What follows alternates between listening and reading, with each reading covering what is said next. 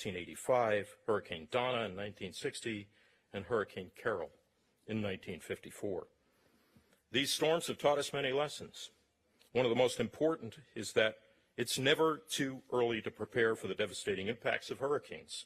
And while we're here today to preview an outlook of what trends will shape this year's hurricane season, it's crucial to remember that it only takes one storm to damage your home, neighborhood, and community. Preparedness is key to the resilience that we need, and now is the time to get ready for the upcoming hurricane season. So now let's talk about the upcoming hurricane season. NOAA is predicting an above normal 2022 Atlantic hurricane season, which would make this year the 7th consecutive above normal season.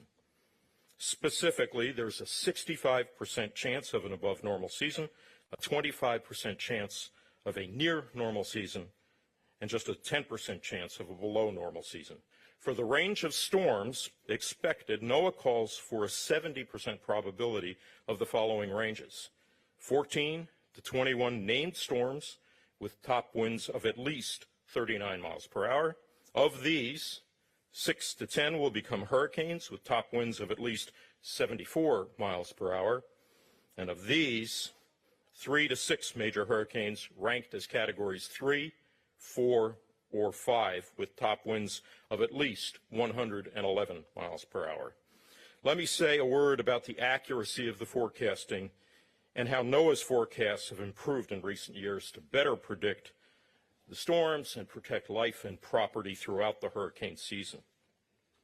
Since the year 2000, we've seen a 57% improvement in the average 72-hour National Hurricane Center track error in the Atlantic Basin. This can be attributed in part to NOAA's flagship weather model, the Global Forecast System, incorporating things like dropsondes and hurricane hunter flight data into its analysis. Our improved track forecast has allowed us to more accurately pinpoint the area most at risk, which reduces the size of areas that may need to evacuate when a hurricane threatens. This improvement is illustrated in the National Hurricane Center's track forecast cone, also known as the cone of uncertainty, which represents the probable track of the center of a tropical cyclone up to 5 days out. The cone of uncertainty has gotten significantly smaller since 2005. We've also seen improvements in our intensity forecast. Forecasters can now more accurately predict changes to hurricane intensity early in a storm's life cycle. The National Hurricane Center's average intensity error is now 40% lower than it was in 2000. Looking ahead, NOAA will triple our operational supercomputing capacity for weather and climate this summer. This upgrade will allow for more detailed, higher resolution Earth models that can handle larger ensembles of models, meaning more numerous calculations, more advanced physical considerations, and improved capability to assimilate the data collected out in the storm. Along with the better science, will ultimately make way for better hurricane forecast model guidance for years to come, which is what the forecasters, of course, rely on.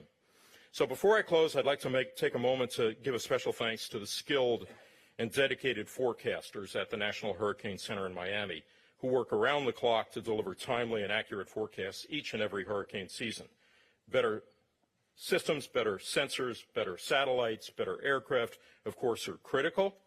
It really boils down to the people who make the forecasts, as well as the hurricane hunters, both ours and those of the U.S. Air Force Reserve out of Keesler Air Force Base, who fly hundreds of hours each hurricane season to support critical hurricane forecasting and research, and the numerous members of the emergency management community who are so critical to protecting lives and property.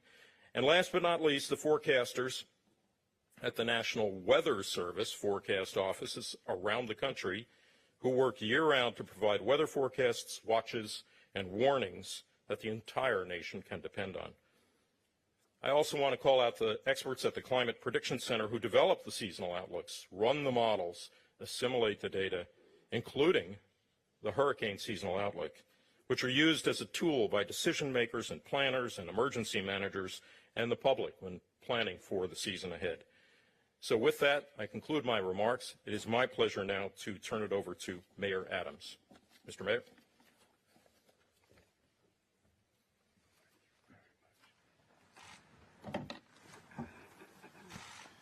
Remember the good old days when you're lucky if you have one camera to hear this forecast. Now we're glued to the TV. We're worried about hurricane seasons because now the hurricane seasons, they have taken an entirely new meaning.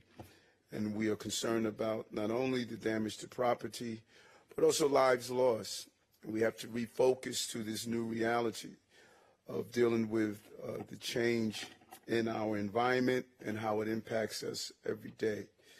And let's be clear, this information is vital and it's crucial. It's crucial for the men and women who are assigned here, both the commissioner and the deputy commissioner and this entire team, because it allowed us to be prepared. And we cannot thank our federal partners enough for giving this information in a timely fashion, using technology to predict what is about to happen and how the inclement weather could impact our daily lives and responding to emergencies.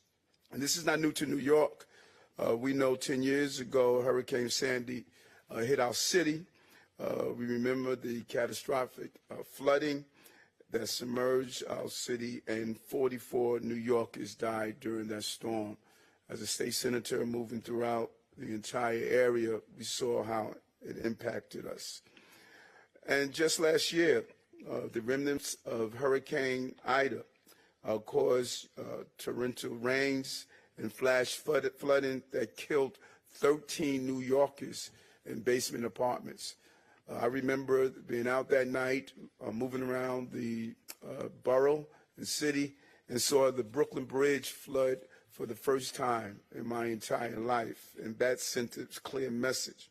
So when it comes to coastal storms, hurricanes, and floods, preparation is everything. And today, this announcement is allowing all of our agencies and New Yorkers to be prepared. That's why we are here today with partners from NOAA, Fema, and the New York State Division of Homeland Security and Emergency Services. It's going to take real partnership for us to combat these unprecedented levels of storms that we are seeing in our city and in our entire country. And I want every New Yorker to be ready because once we are giving the information, once the agencies are in place, it's going to come down to New Yorkers also participating in this partnership. New York has 6 evacuation zone areas that may have to be evacuated in case of severe flood issues. Zone 1 includes those communities most at risk, especially low-lying coastal areas and waterfront communities. And Zone 6 is a lower area, a lower risk. But knowing your zone can have you prepared when the information is put out. And every New Yorker should know their zone. I know my zone, City Hall, is Zone 6, and Gracie Mansion is not zoned. And we are going to do our part to make sure that every New Yorker is using a mapping system will know exactly where their zones are located. Second thing that's important is preparation, proper planning, share with friends and families, have food, have supplies, have go bags, and particularly if your loved one may need some form of medicine, you should be prepared to have it in a go bag or ready to put in the bag. Listen to the warnings and make sure you let your neighbors know exactly if they are not aware of the urgency of a particular storm. And know your neighbors. This is a moment where we should know each other, particularly those who are elders or shut in. We should make sure that we check on them and have a line of communication. We can do it block by block, neighborhood by neighborhood, partnering with our community boards, our faith-based institutions. We're going to do a briefing with all of our faith-based leaders as we move into this season to ensure that they're part of the deployment plan. New York City, we know we have the best emergency management team anywhere. In fact, they leave here and they move to other levels. FEMA Commissioner Criswell came straight from her role as the Commissioner of New York City Emergency Management Office. we have the best, and they move to higher levels in their profession. And our New York State Division of Homeland Security and Emergency Services Commissioner Bray came from New York City's emergency management background as well. We continue to move through the system and help the entire country, if not the entire state. With the leadership and the help, we together can ensure that we save the lives of New Yorkers and be prepared. We must be smart, we must be safe, and we must be prepared. And no matter what happens, FEMA, Homeland Security, Office of Emergency Management, we have the backs of New Yorkers in the state. And so I want to now turn it over to our Deputy Commissioner here, Commissioner Farrell. Commissioner?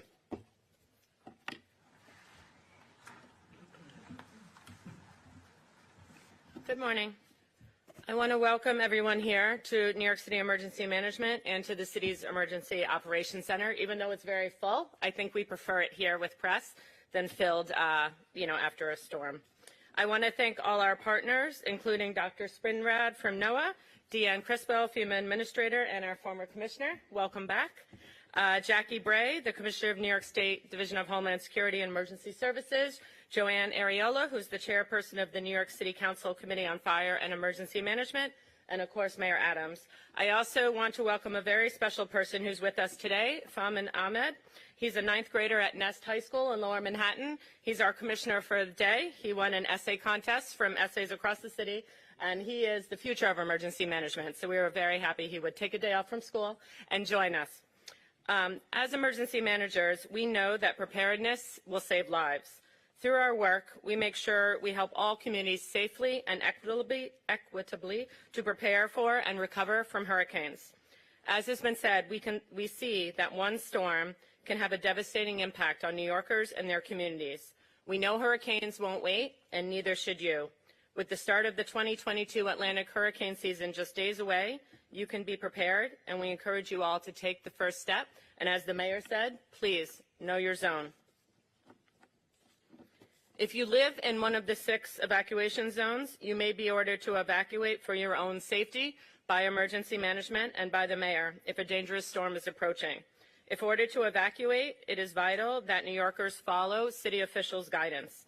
It's very easy to find out what zone you live in. You can visit nyc.gov/knowyourzone, or you can call 311. More than 3 million New Yorkers live in the city's 6 hurricane evacuation zones. To encourage New Yorkers to know their zone and prepare for hurricane season, we are once again running our Know Your Zone awareness campaign.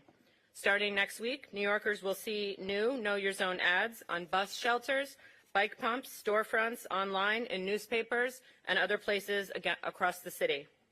But even for New Yorkers who don't live in hurricane evacuation zones, extreme weather, as we have seen, can impact. Make sure that you stay informed with emergency information during hurricane season and throughout the year. The best way to do that in New York City is to sign up to receive emergency updates from Notify NYC, the city's free emergency alert program. It's available in 14 languages, including American Sign Language. So please visit nyc.gov/knowyourzone for more information, including how to sign up for Notify NYC. Thank you, and it's my privilege to introduce Diane Criswell, FEMA Administrator.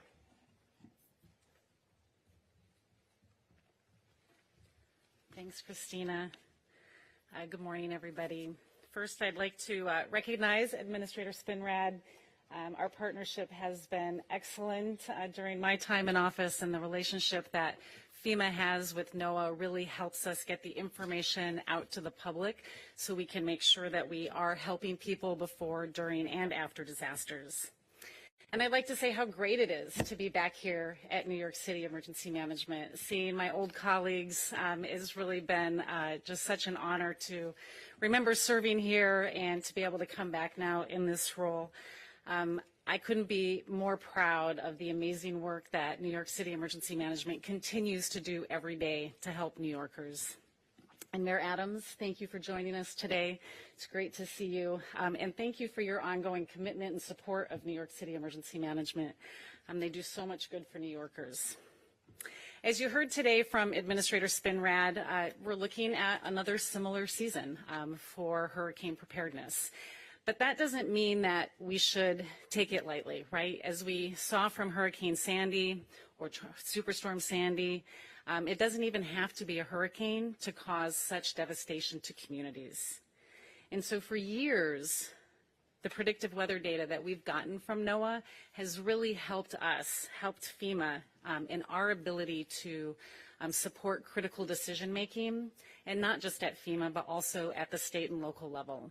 That predictive modeling that they put out and the accuracy that they've been able to improve over the years has made our jobs easier in helping to get information out and warn the public when they're facing these threats.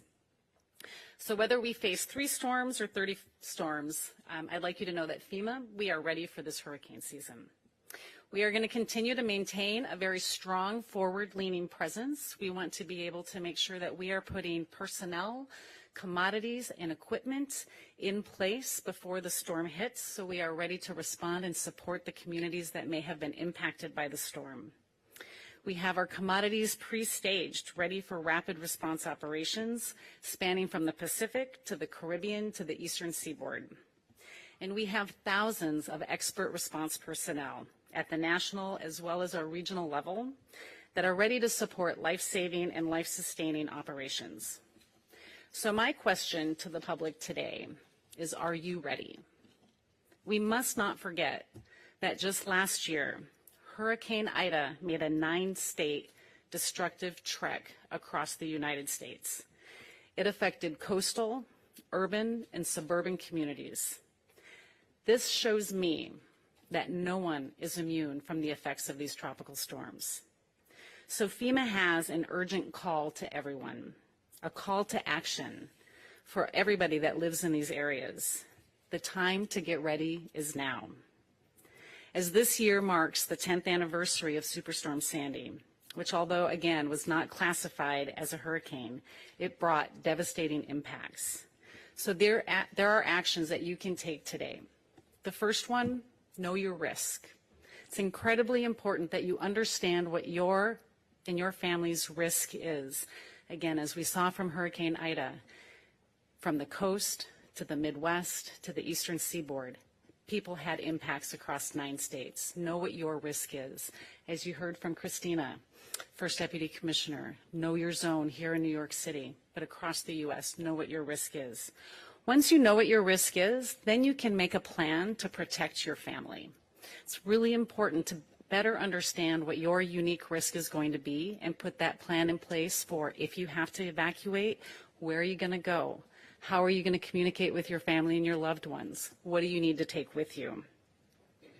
Sign up for emergency weather alerts. You heard how you can sign up for them here in New York City, but you can also download the FEMA app and get up-to-date wireless emergency alerts. And then finally, and I think one of the most important pieces that I can share, is listen to your local officials. Listen to them when they tell you to evacuate or shelter in place. It's incredibly important that you follow their advice because it's also going to protect you and your family, but it will also allow our first responders to continue to do the important work that they need to do. And so the first thing, or the most important thing that I will ask everybody, is that prepared families are safe families, and a prepared nation is a resilient nation.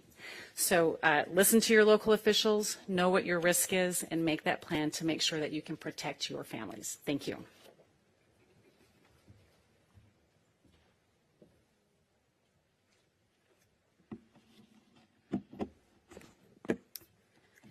Thank you, Administrator Criswell.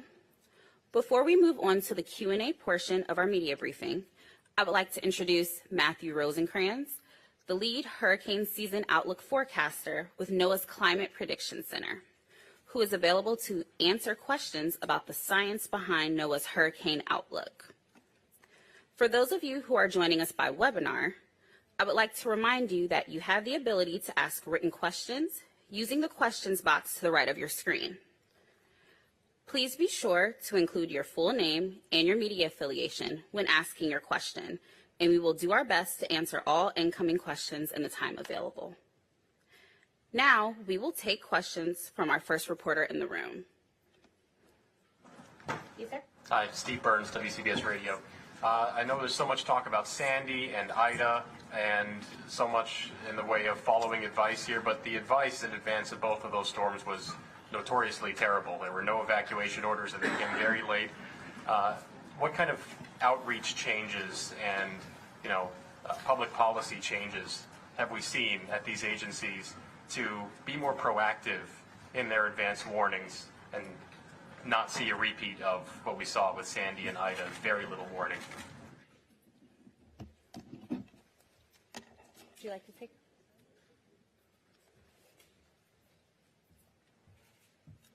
Hi, thank you for the question. So for Hurricane Sandy, there actually was a citywide evacuation. We had different zones at the time, but we evacuated several 100,000 people. We have learned a lot since Hurricane Sandy. As you noted, a year ago we had Hurricane Ida. There was not an evacuation put in place. We had not seen rain like that. What happened overnight, the multiple inches per hour, but we know it'll happen again. We have done a lot of work with our federal partners, city, state, everyone. We started enhanced messaging right last September as we saw weather in September and October, and we've been doing that.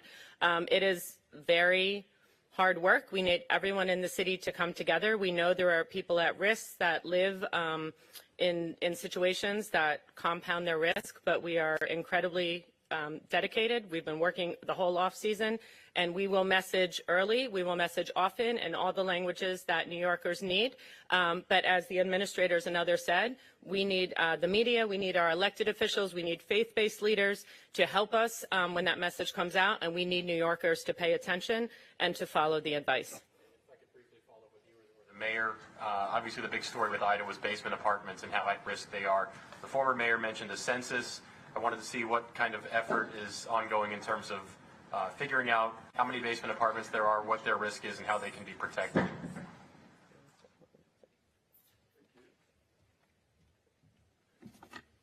Still underway. We want to legalize basement apartments. There's legislation pending now in Albany. We hope we get the support from our state lawmakers to make it happen, but we're still on the way of getting the exact total count of those basement apartments. And also, as the Deputy Commissioner stated, the goal is to use a universal language to all of our agencies. And what we're looking at is how do we ensure a smart system that all of the agencies are kicking in gear at the same time.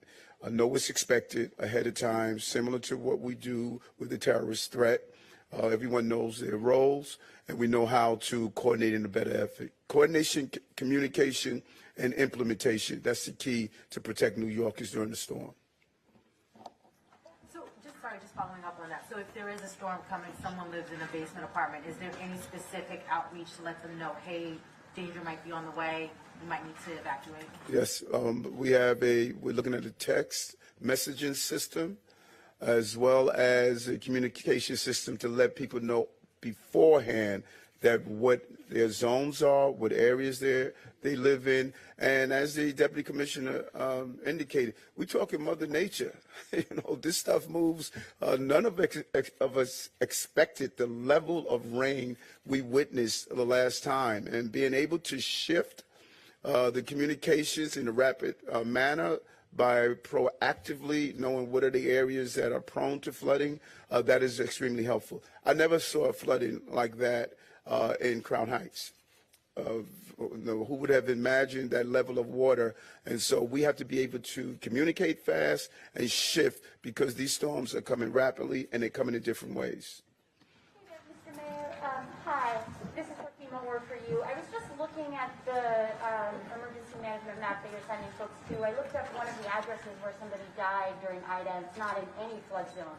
So I'm curious if there has been a new plan to adjust for zones that has to do with flooding or rain flooding rather than coastal flooding. It doesn't seem like where you're sending people reflects that currently. Of my understanding, that area, if you're talking about the one in Queens, just on the edge of a flood zone, but where somebody died in their basement apartment. right. Because part of the issues that we're facing, and that's why we put $2.5 billion into the sewer upgrades in certain areas, part of the problem we're facing is also drainage. we have to really re-examine how we're building out our sewer systems. We may be building out some of our sewer systems based on storms of the past and not storms of today. If we cannot get rid of the water, this flood zones is going to deal with those dangerous areas based on how the normal flooding areas. But if we don't do a good job in catch basin cleanup, making sure the sewer systems can handle the water, there's so much more we have to do inland that we are moving towards to correct. Maybe for FEMA then, would the warnings go to people who aren't in any zone then if they're in low-lying areas that might flood from rain? Is that... Thanks, Mr. Mayor. Yeah, I think what I would say is when we talk about evacuations for flooding from hurricanes, we're typically talking about storm surge inundation. And so the flood zones are based on the type of inundation that we can expect and the flooding that we can expect from storm surge, because the majority of fatalities that we see from hurricanes come from storm surge. When we talk about the remnants of these tropical storms, and as Hurricane Ida went across 9 states and then reached the eastern seaboard, it brought a variety of other hazards. Heavy rain, the type of evacuation and flood zones are not designed for rain events. It also brought tornadoes that we saw in New Jersey. And so, again, it's incredibly important that individuals take the time to understand what their risk is. And if they live in a place that only has one form of egress, it's incredibly important that they listen to the potential threats that might be coming to their area so they can take appropriate action. I got a question. As far as the evacuations go, what is the plan to make that run as smoothly as possible? What logistics are in place to address, asking many people to move? And I'm imagining in kind of pretty short notice when roads might be flooded, subway tunnels might be flooded. Could you kind of lay out how that will work? Yeah, an important question. And I will go back to understanding and knowing your risk. And so when we're talking about evacuations from storm surge, we typically have some warning for storm surge so people can take action and put the plan that they made in place. But we are seeing these storms develop faster. They're developing more frequently. And so it's giving our state and local emergency managers less time to actually warn the public. So they do. FEMA does not issue evacuation orders. That comes from the state and the local level, and they have plans that they put in place and how they're going to do that and when they make that decision. We support their operations. We can support it through mass care efforts, bringing supplies and commodities to shelters, and reimbursing for any of the activities that they put in place. But the state and the locals, they determine when they're going to issue an evacuation order, and then we can support them.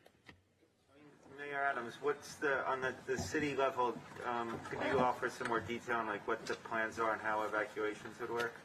And it really depends on knowing your evacuation location, your site, your route, and that's the role we must play. We have to do a good job, if not a great job, in identifying what are the routes, where your evacuation location, pair them with the zones, and that is what we are putting together, because late information could be deadly information.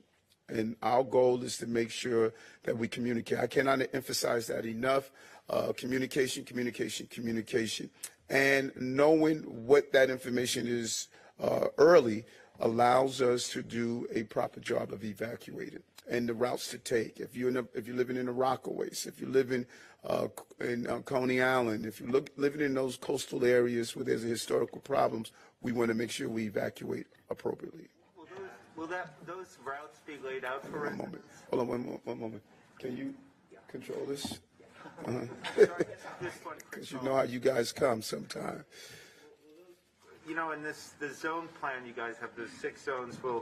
Each zone will, residents get like a sense from the city, these are the available routes you should use, or these are the ones you shouldn't use? Yes. Thank you. Hold on. We're going to do this through one person. What is your plan B if 421 dies in Albany? What is your plan? If I could just jump in, for the reporters in the room, we'd like to make sure that we have time to ask questions specifically about the hurricane outlook, which is what we're here to announce today. So I'd like to take this question here from Al Roker. Mayor and Administrator, just curious, we were talking about storm drains, things like that. It's all based on what's happening now, modeling now. Climate change obviously is changing that. What plans are you making in coordination with Fema to look ahead towards what is going to be happening? Such an incredibly important question. We're seeing these storms happen more frequently. They're lasting longer. I'll go back to even Hurricane Ida again. As it became a Category 4 hurricane, then it stayed a Category 4 hurricane for 4 hours over southern Louisiana. I mean, that's just remarkable, causing incredible amount of damage. But we're also seeing the increase in the rapid intensification of our wildfires. And so we're seeing such a dramatic change in the type of weather events that we're facing as a result of climate change that we really have to get ahead of that. And so one of the biggest things that we are doing, that FEMA is doing, is putting a lot more emphasis on the other parts of our mission, which is about preparedness and mitigation. Individual preparedness, incredibly important, as we've already talked about, but reducing the impacts that we're seeing from these storms. As we work to try to change the effects that we're seeing from climate change, we have to be able, in the meantime, reduce the impacts that we're seeing from the severe weather events. And that's why we were given close to $5 billion last year to put forward to communities, such as New York City received one of the BRIC projects to help reduce the impacts that we're seeing from climate change. We have to continue to do that. And we're doing a lot of outreach, especially to communities that maybe haven't thought about the types of projects that they can do and the types of mitigation efforts that they can do, because we want to move away from this incremental approach to hazard mitigation, this house-by-house kind of approach. Incredibly important, and we still have to do that, but we also have to look at it from a system, as a community, and what can we do to better protect an entire community so we can reduce their impacts that they're seeing from these types of weather events. More on topic? I'd like to now take some questions from reporters that are joining via webinar. Our first question from the webinar comes from Jared Silverman with WFAB. Jared is asking, to what do you attribute the uptick in active hurricane seasons in the Atlantic in recent years, specifically the role El Nino, or lack thereof, plays in the forecast and outcome? Yeah, thank you. That's actually a really nice segue to the comments you just heard from Administrator Criswell. So we are in an active period. We've been in active periods before. The 50s and early 60s were an active period as well. There are certain ingredients, if you will, that drive the intensity and the frequency of hurricanes. Whether we're in a La Nina cycle or an El Nino cycle, climatological effects is one of those. We are in a continuing La Nina cycle right now. Impacts on things like the temperature of the ocean in the Atlantic, which is higher right now, also affect that. And if we have a particularly active West Africa monsoon season, as we do now, that also affects it. So those are the kinds of factors that we're looking at right now that play into the outlook that you just saw.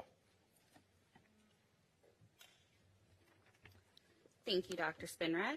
Our next question from the webinar comes from Andrew with Fox 4 in Fort Myers.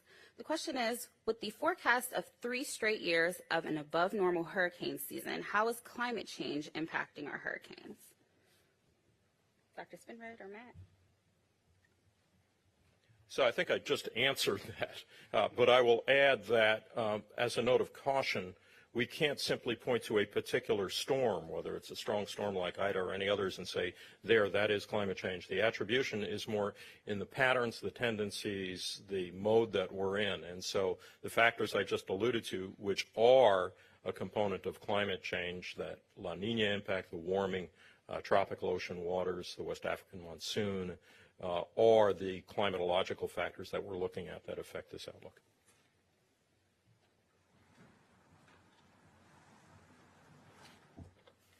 We received a question from Joseph with the Staten Island Advance. Joseph is asking, NOAA previously released an adjusted set of climate averages to determine what is considered normal in terms of national temperatures. Is NOAA considering making similar changes when assessing what is considered normal for Atlantic hurricane season, and what is the consistent above average projections?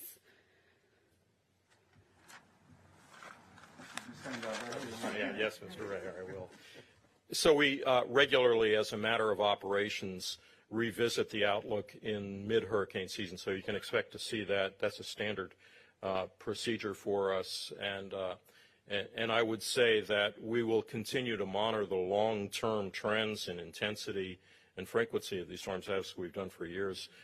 We're not necessarily in the business of recalibrating, if you will, what is average. That's a statistical determination from the data that we get. So we'll be looking at the trends over the decades to provide an indication of how things are changing over the years. Do we have any questions from reporters in the room that are specific to the hurricane outlook forecast? I saw your hand first. This is also for Administrator Spinrad. Is there a specific reason why New York City was chosen as the location for this year's announcement? The question in the room was there a specific reason why New York City was chosen for the location of this announcement this year? Dr. Spinrad? I think it's safe to say there are two factors. One of which is we're recognizing 10 years after Sandy. It seems appropriate to take a look back and see how things have improved, but also recognize the work that we need to do. And then, of course, the impact of Ida last year is one that's fresh in many people's memories, and we felt it most appropriate to come here and talk with folks. There is another aspect. A lot of people throughout the country tend to think of hurricanes as an isolated phenomenon in the Gulf or in the Southeast, and part of our message here by being in New York is that it is very much a large phenomenon affecting a large portion of the population and the geography of the United States. Yes. Mayor Adams, your predecessor after Ida said that the city can expect to see mandatory evacuations, travel bans, et cetera. Do you plan to continue that policy if things get bad? Yes.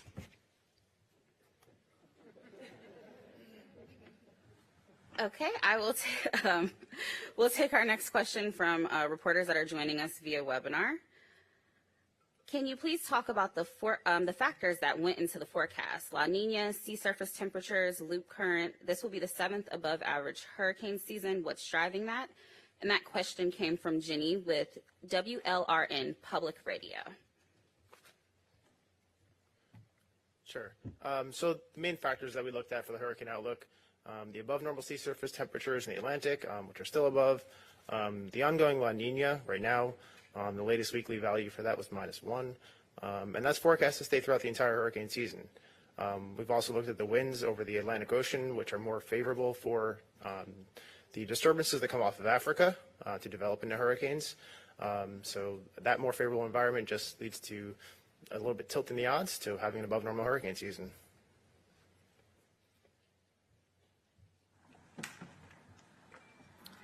Do we have any other questions from reporters in the room specifically about the hurricane outlook? Yes. Yeah, I'd love to know what, from the new normal report that was released from the last administration that Mayor Adams just said he was following, has been done to protect New Yorkers since Hurricane Ida. This press conference has been a lot about personal responsibility and preparedness, but what has the city, state, and federal done to protect New Yorkers since then? The question is about a report that was released last year about the new normals. What has the city, state, and federal partners done to protect New Yorkers since then?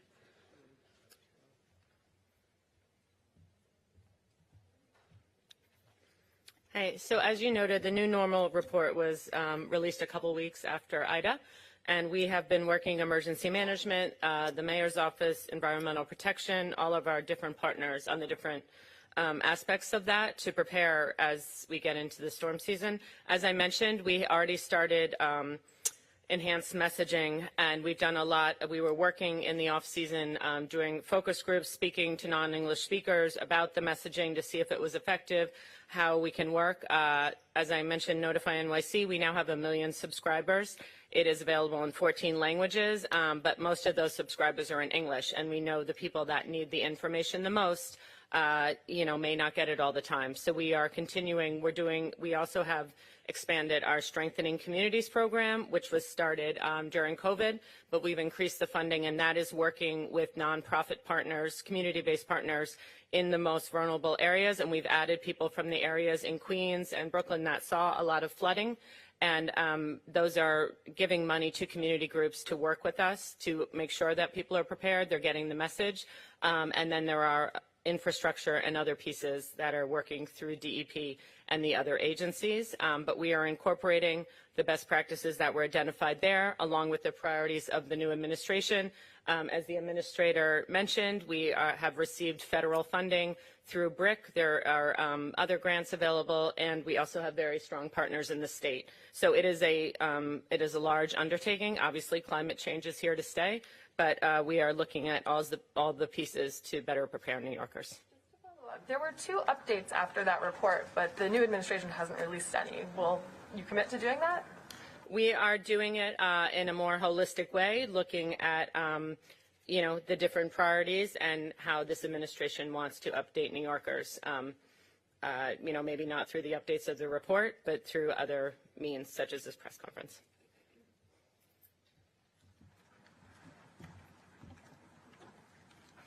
Our next question comes from Maggie Astor with the New York Times. The loop current looks similar this year to the way it did in the 2005 Atlantic hurricane season, when several hurricanes underwent rapid intensification over a warm loop current in the Gulf. Is this one of the factors influencing this year's forecast? And if so, what can you tell us about the anticipated impact? Yeah, so the loop current does look like 2005, but it depends on if the storm actually moves over that loop current. And forecasting the track of storms, the specific track of storms, it's not something we can do beyond the about a week time frame. So whether or not a storm moves over the loop current and it actually impacts it and helps it undergo rapid intensification, it's not something we can address at this far of a lead time.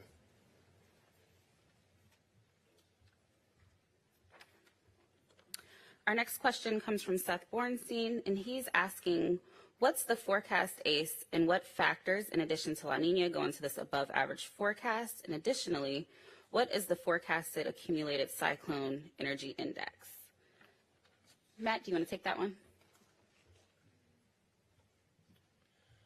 Yep, so the forecast ACE range, the accumulated cyclone energy, that's a total measure for the entire season, which accounts for both intensity and duration of tropical storms and hurricanes. That's forecast to be 115% to 200% of normal. So could be as active as twice as normal.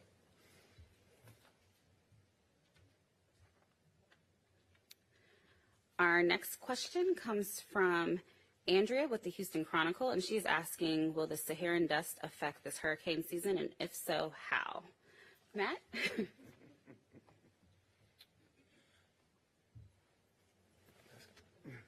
What's that? Oh, all right. So the Saharan air layer, Saharan dust, it does impact typically earlier in the season. As you get waves that come off of Africa, they interact with the dry air and can keep down some of the parts of the season. As you move into the earlier parts of the season, it's less of a factor, especially in years when you have an active West African monsoon, you can actually keep down some of that dust. So those outbreaks typically last 6 days to 10 days, so they can kind of come and go throughout the season. It's not likely to impact the entire season as a whole.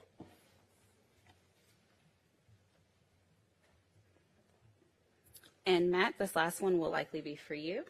If you could tell us why NOAA chooses to use a range for storms expected. For example, why are there 14 to 21 named storms expected this year? That question comes from Justine with The Verge. Sure. NOAA uses a range rather than a specific number to account for some of the uncertainties in making these forecasts. They're made based off of measurements of the ocean, measurements of the atmosphere, and we don't have exact measurements of those on the entire planet all the time. There's a lot of uncertainties in that. There's uncertainties in the weather models that we run. There are calculations made with certain assumptions, and they don't account for every single possibility.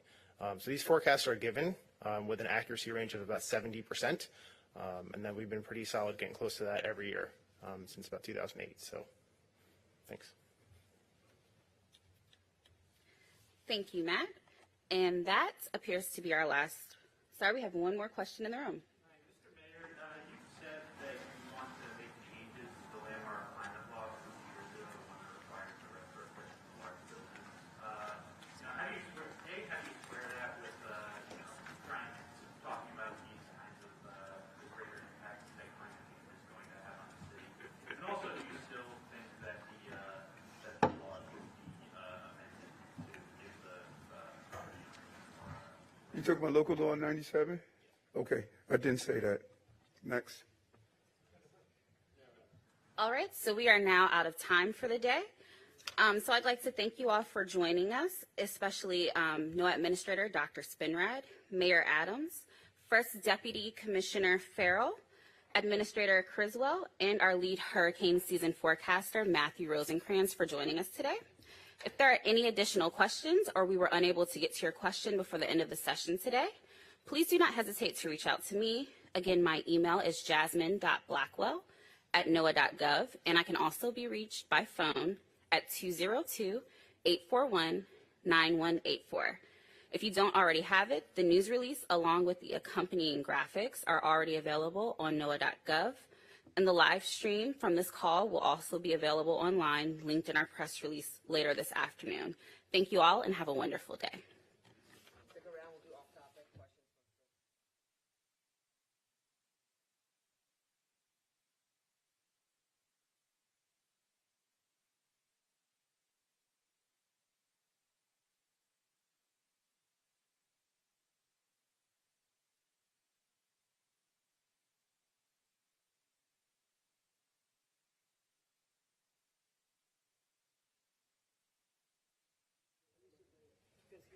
Afraid to take the subway.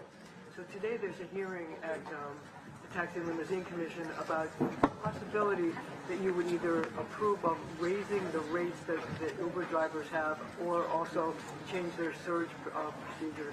The question that a lot of people are raising is why would you want to do that at a time when people are afraid to take the subway, and a lot of communities, the Asian community for example, have written letters saying that they want the prices to be held down because they want to be able to take Uber, Lyft, and other four-ride vehicles because they're just afraid to get on the subway.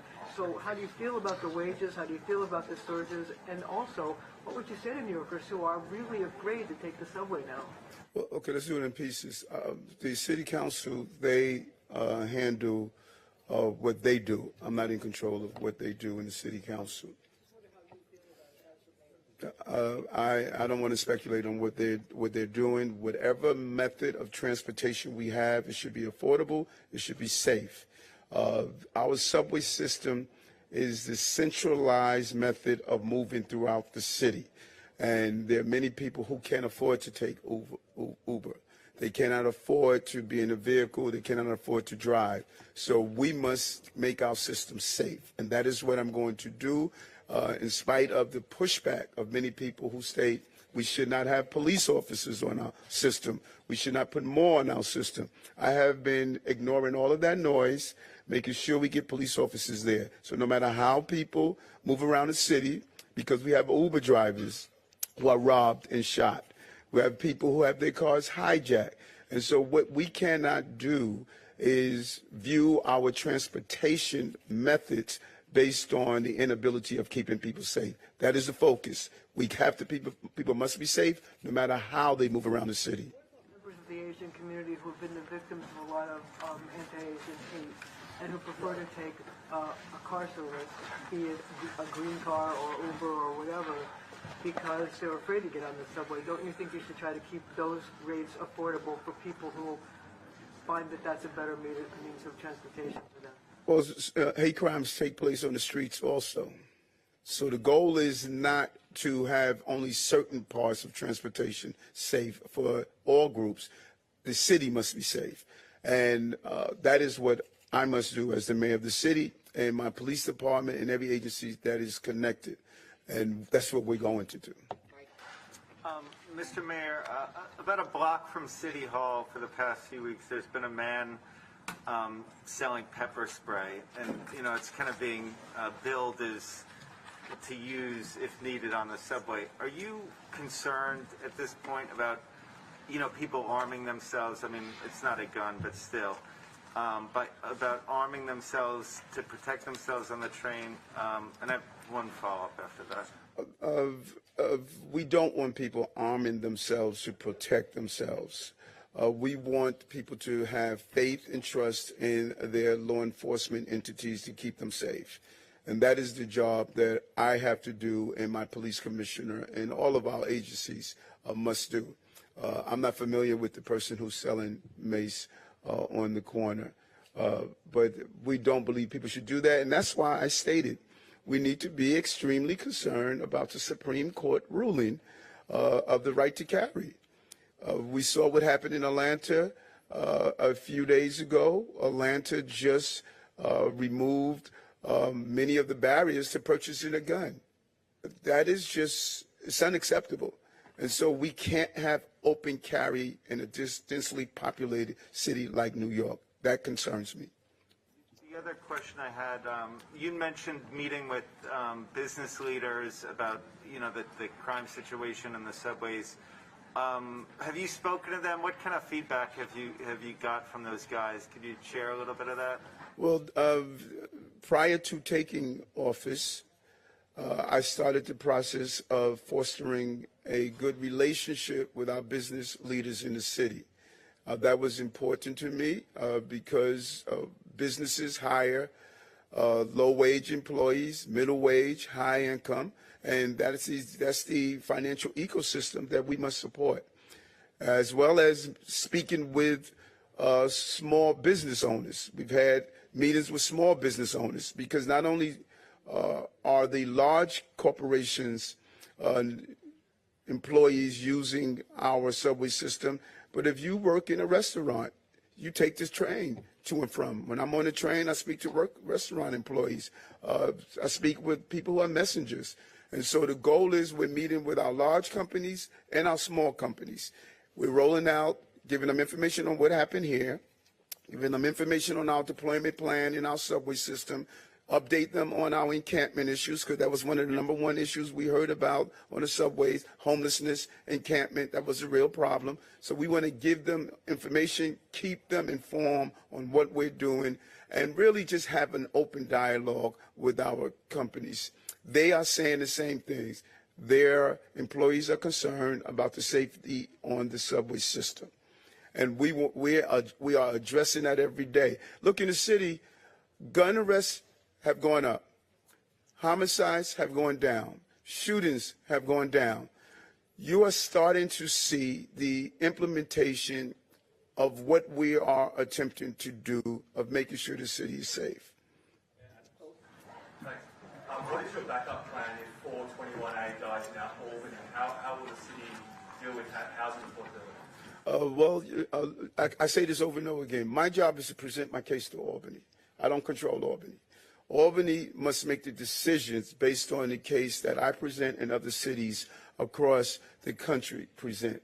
We're going to continue to encourage affordable housing. We're going to continue to encourage building in the city. We're hoping that 421A pass or 485 or have an extension, at least a year, so we can study this more. I communicated that to the leader of the Assembly and the leader of the Senate.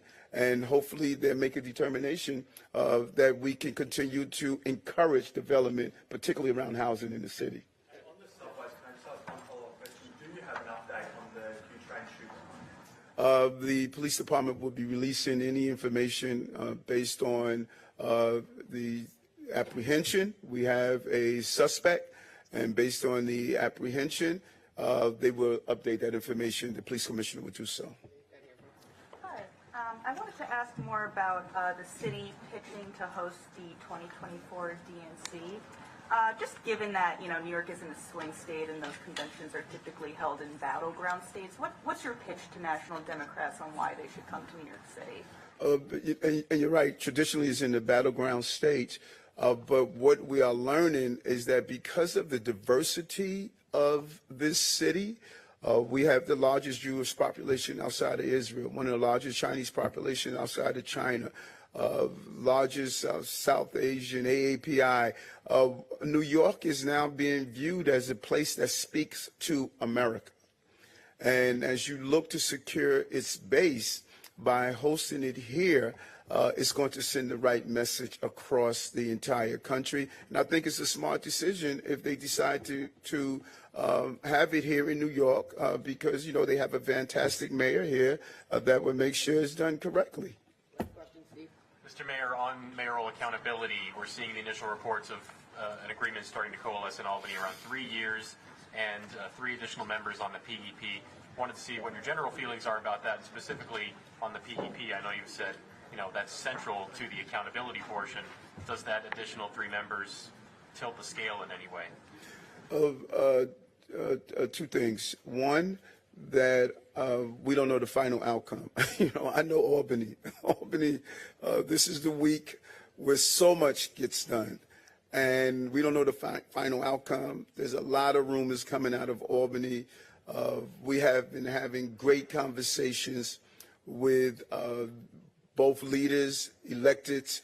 You know, many people talked about our plan of how we communicate with Albany, but we got so many wins. You know, one day we're going to realize that, you know, I got this, you know, and so mayoral accountability is important. We have a great chancellor, and we are hoping that they come across and realize that we should be in charge of the school system and be accountable to New Yorkers and parents. And so we're waiting for the final outcome. And there's a lot of rumors coming out right now. We don't know until that bill is passed and the session is over. This is the last week. And lastly, you know, in school, when I came every day, they gave me a gold star. You used to get a gold star. You had all our press conference. You know that? Thank you all. Thank you.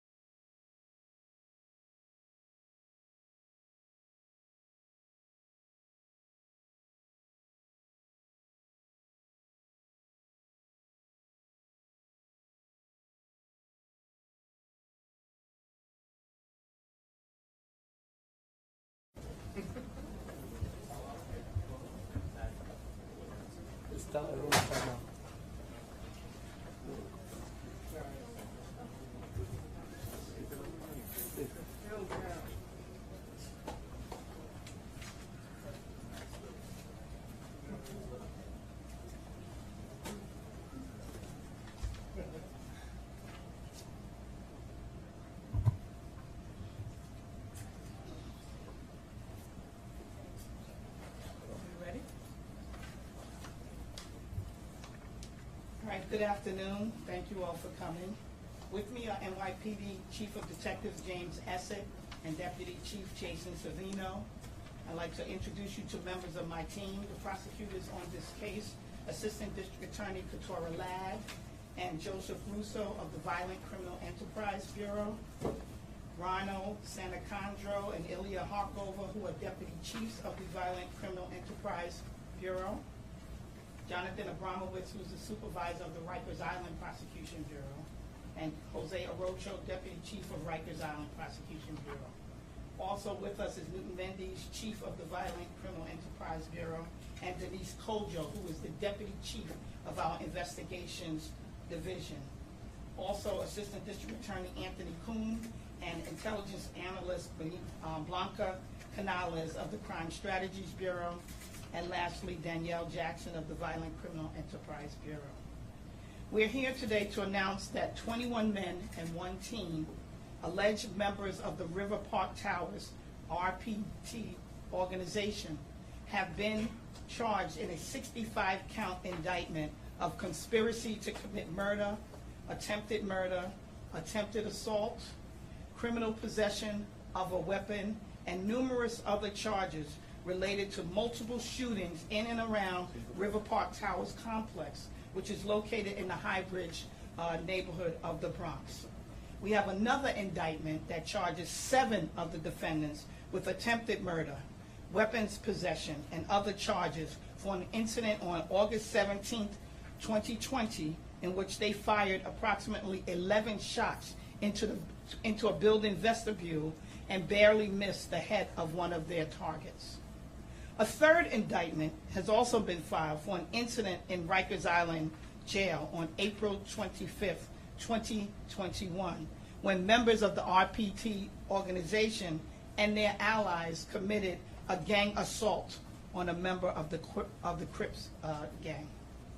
The defendants are charged also with a crime of animal cruelty, which is a misdemeanor.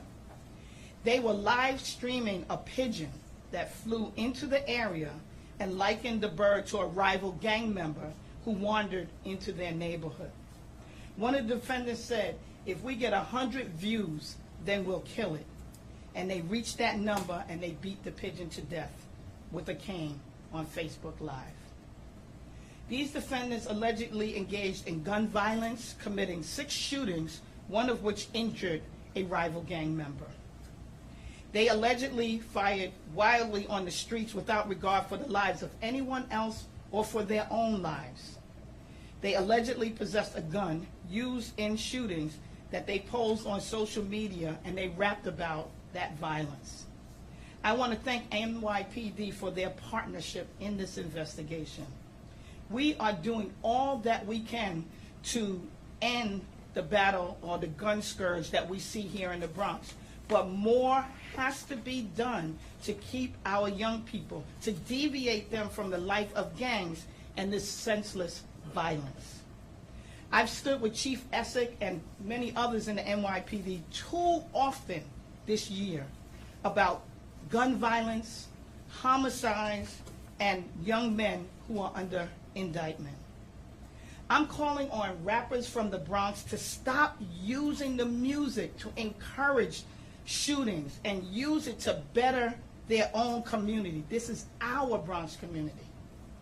I'm asking, and I'm going to call for a summit with these aspiring rappers, with rap stars who come from the Bronx, which we have legendary stars that come from here. This is the birth of hip hop. I'm asking the radio stations and social media outlets, let's all sit down and develop solutions so that we could prevent any further violence. We simply cannot go on like this.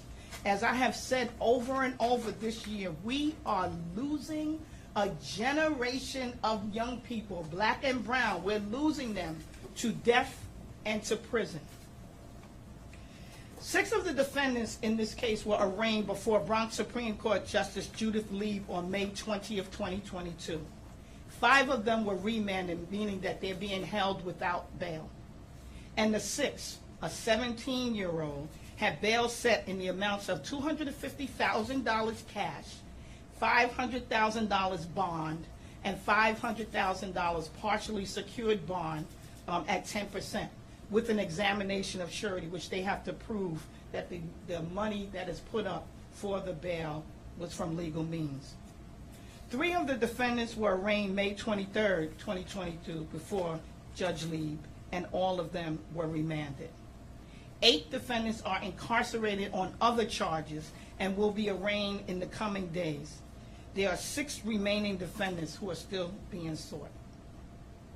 According to the investigation by NYPD Gun Violence Suppression Division and the Bronx DA's Violent Criminal Enterprise Bureau, from on or about January 2nd, 2020 to about March 2022, the defendants were members of or associates of the RPT organization, which operated in and around River Park Towers housing development that is located here in the Bronx between the Major Deacon Expressway and the Harlem River.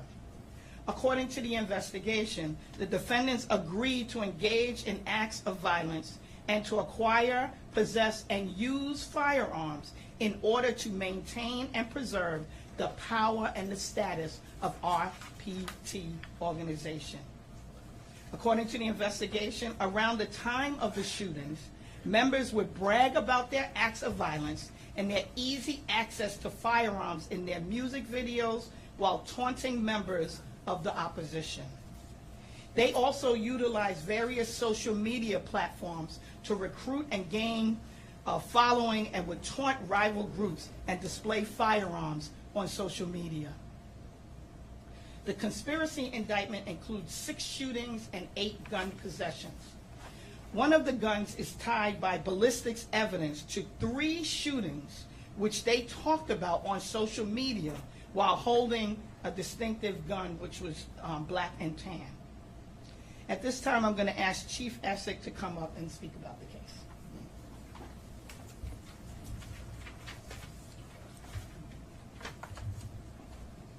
Good afternoon, thank you. I'm here today with the Commanding Officer of the Gun Violence Suppression Division, Jason Savino, to my right. This is the second major gang case in the last 2 months up here in the Bronx. These long-term cases focusing on violent gangs and individuals whose members are involved in shootings, assaults, and gun possessions are how we are going to turn the tide and reduce the gun violence in this city. As I've said before many times, these are very in-depth, complex investigations, and we work very closely with the Bronx DA's office. We present all that evidence to a long-term grand jury, and that grand jury heard that evidence and indicted these 22 individuals. So I just want to thank District Attorney Clark and her staff for a job well done on this case, the case officers who I'm sure will be introduced shortly, and I'd like to turn over the investigation to the Commanding Officer, Jason Savino, of the Gun Violence Suppression Division.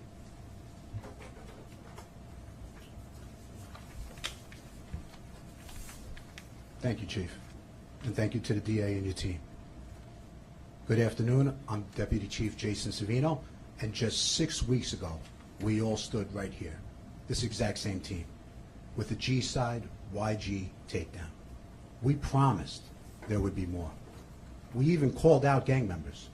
We gave them an opportunity to shape up, asked them to do the right thing, or we may see them soon. We let them know ahead of time that we would be doubling down on gang violence. Apparently some didn't listen. And as promised, we are standing here once again, and I'm proud to announce that today, our beloved Bronx is just a bit safer, with some of the worst of the absolute worst now in custody. But before I go into the investigation, I just want to extend some extreme gratitude just to a couple of members of our team. First and foremost, our case detective, Detective Patricia Caputo, who worked relentlessly, along with so many of our partners, which I'll circle back to, but Patricia really stand out. The tremendous dedication was just so easily seen and just so valued.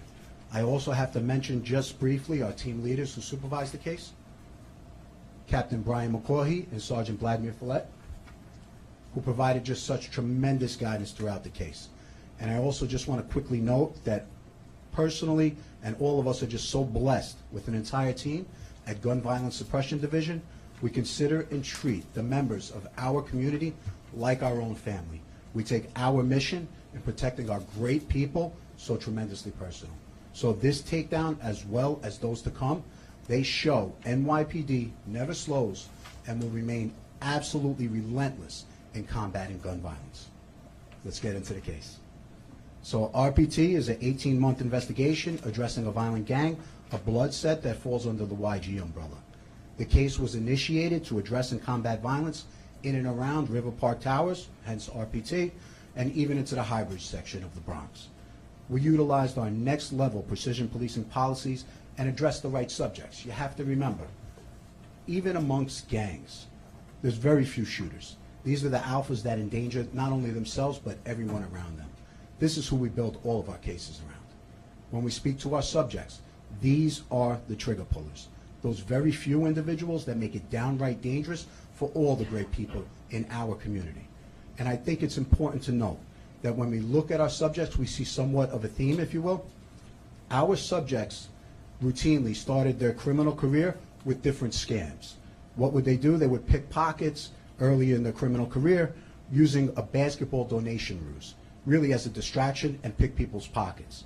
They then moved on to street robberies, soon after stick-ups or gunpoint robberies, and ultimately moved on to shootings. Why am I noting this?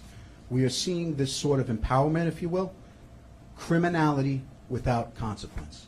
Again, criminality without consequence. It can and has the potential to get more severe and progressively get worse. And we see that theme throughout the city.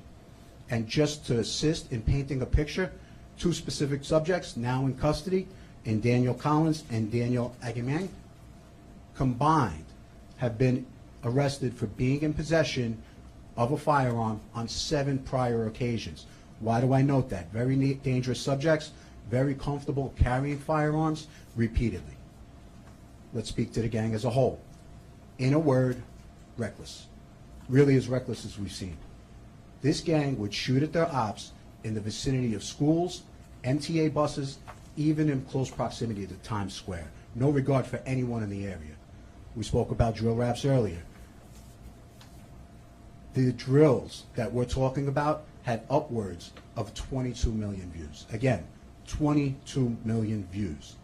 They would call out opposing members, primarily Crips, challenging them to shooting, mocking those that have been shot or killed, doing all they can to ignite or insult their rivals. This gang even bragged and referred to their own past shootings, calling people out. Now, let's just take a moment to think about this. Think of the audience that they're reaching. Daniel Collins, I mentioned him earlier, a.k.a. D. Thang, self-proclaimed originator of drill rap. Again, 22 million YouTube views. Our children are listening to this. I want to share a quote from one of the drills. "I'm in love with my gun, bullets hot like the sun. That's on gang, we do this for fun." Think of the message that ultimately sends. Now there's references to keeping score and how many opposing gang members have been shot, really shooting for sport, if you will. Displaying firearms was routine, and shooting at other gangs was glorified.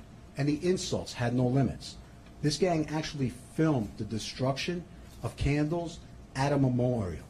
Now, think about the ultimate disrespect, all for the gang's clout. What do these insults do? They create an on-site atmosphere. So because of the challenges in and around these drill raps, many teams or ops would also carry firearms. What would that do? As soon as they see each other, they would shoot at each other. Hence the frame on site. And I don't have to tell anybody, this creates such a dangerous atmosphere for our public. And we saw this throughout the case, where we have group-on-group shootings, numerous guns, with so many innocent people in and around the vicinity, in close proximity. This is something we are seeing far too often. I can't stress enough, these drills are so much more than just words. This gang, as well as others, acted on the words. So in all, right now, 16 subjects are now in custody as a result of our investigation. These are the individuals that lived in and affected our Bronx neighborhoods. Now these same individuals, with little to no remorse, for anybody for that matter, as they carelessly fired guns and terrorized the great people in the RPT community, are now behind bars. I just also want to mention that this is one of many takedowns our gun violence suppression team has initiated. Now summer is upon us, and our teams are just getting started. We will continue to monitor every gang in this city. We will continue to look at every street in this city. Our team consists of the best, and we will continue to bring down the worst of the worst, those that fire bullets without remorse and endanger our beautiful public. A lot of kudos to go around just to make this happen. Our Bronx investigative partners, Deputy Chief Timmy McCormick, and the Bronx squads, particularly that 4-6 squad and the homicide squad, have been attached to our hip throughout the investigation. I have to mention the security staff at RPT, really as good as there is in the entire city, maybe in the country. Our corrections partner, Vinny Fuca, really been a godsend. Our DA, Ms. Clark, dedicating your team's partnership and dedication has been tremendous. Wanda Perez, Julie Trevetti, Ron, Jose, just such amazing partners throughout. Our coach and my mentor, Chief of Detectives Jimmy Essick, really entrusted me with the best job in the world. And lastly, and most noteworthy, and I always state this, but I think it bears repeating, thanks to our community. Really, thanks to our communities. This is why we became cops. You called, we answered, and as a result, once again, with more to come, our community is safer. Thank you. Thank you, Deputy Chief Savino. Now we'll take any questions on topic. Yeah, DA, talk about a little more about the summit. When do you want to do this? Where are you getting these people together? And what's the likelihood that these drill rappers would participate? Look, we're starting to work on that now because I don't want to do another press conference with more indictments. I'd rather sit down with them before I have to indict them. We're better than this in the Bronx. And there's a way that you can, these are aspiring rappers that I'm proud of them. I want them to use their skills for good and not for evil. So I think that they will sit down with us. We're working to make that happen. The radio stations, YouTube, all the social media. We have legendary rappers from this county that started hip hop. I think I'm positive that we'll be able to sit down with whoever decides to come. And I don't need a whole lot of people. We just need the core people to sit down and let's figure this out. I'm optimistic that we'll be able to do it. Can you tell us any rappers specifically that you have in mind you might have to sit down? I'm keeping my options open. Anybody who wants to come, I'm not going to call out one over the other. We got too many, We have too many. That's a good thing about the Bronx. And that's what's good about the Bronx community. We have so much to offer. We are so much better than this. This is a lot of effort to do what we have to do to keep the public safe. But we can keep the public safe ourselves, our community, if we just decide that enough is enough. Let's put the guns down, let's sit down and let's talk about this, and let's talk about positive ways to uplift the Bronx community because there's so much here to offer. Have you considered working with some of the nonprofit organizations that do work with gang members who have rehabilitated, like Catholic Charities have very good programs, and they tend to know those youngsters who were involved?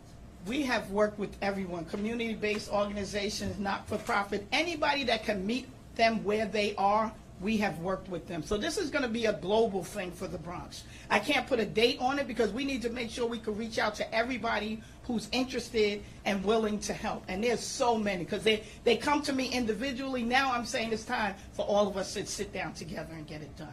You had a question? Yes, so just regarding the investigation itself, who is this other gang that the people in the towers were trying to incite? Was there like one gang? Was there others?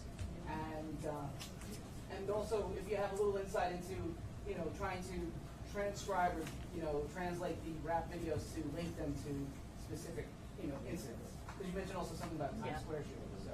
Yeah, correct. I mean, that Times Square shooting specifically wasn't mentioned in the drill raps, but when it comes to drill rap, you see these individuals calling out their oppositions. It was primarily Crips. So really, like I stated earlier, you're talking a blood set, fighting with the Crips exclusively, particularly hybrid Crips, where it's just close proximity. A lot of them grew up, kind of taunting each other.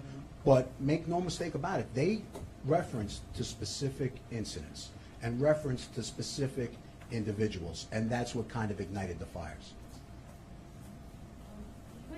The chief had mentioned that there were two individuals. One of them was Ajaman, and you mentioned the other name.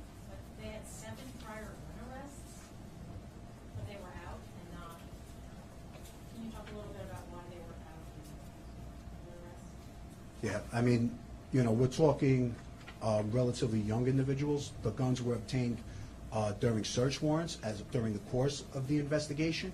I mean, obviously, individuals who carry a firearm, we'd like to keep in as long as we can. We just weren't successful along the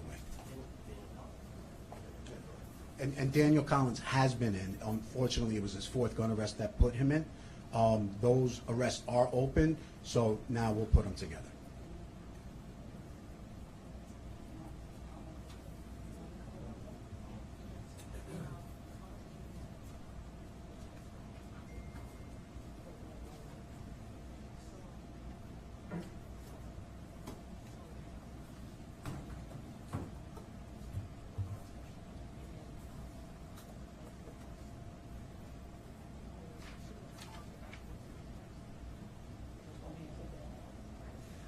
Most of the cases were bail eligible. We asked for bail, and either they were put on supervised release or they actually made the bail.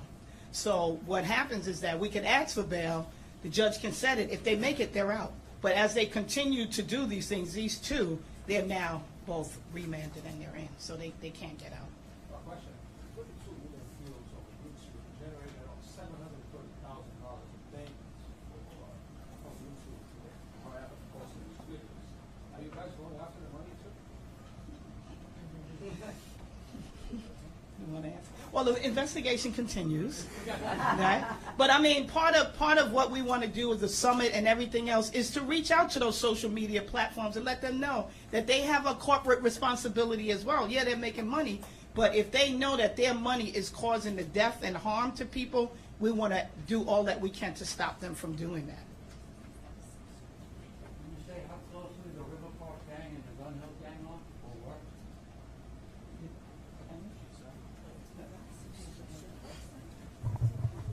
Brian McCoy. If you're referring to the G-side case from a couple months ago, they are YGs as well. They are very closely aligned, and we do see them together at acts of violence, and we see them together rapping, doing their drill raps. They are extremely closely aligned. The guns themselves, what kind of damage can these things do? Why would a criminal use that one as opposed to that one for our gun ignorant crowd? Which one are you referring to, or just in general? Yeah, a brief tour of what one gun does opposed to another. I think most importantly, you know, what are we talking about with guns, right? We're talking about accessibility, you know. So I don't think our gang members are choosing one gun preferably over others as much as accessibility. What I will like to say to answer your question is every single one of these is capable of firing a shot, and every single one of them is capable of hurting somebody. So it's more of a matter of accessibility and, you know, obtaining those firearms to carry out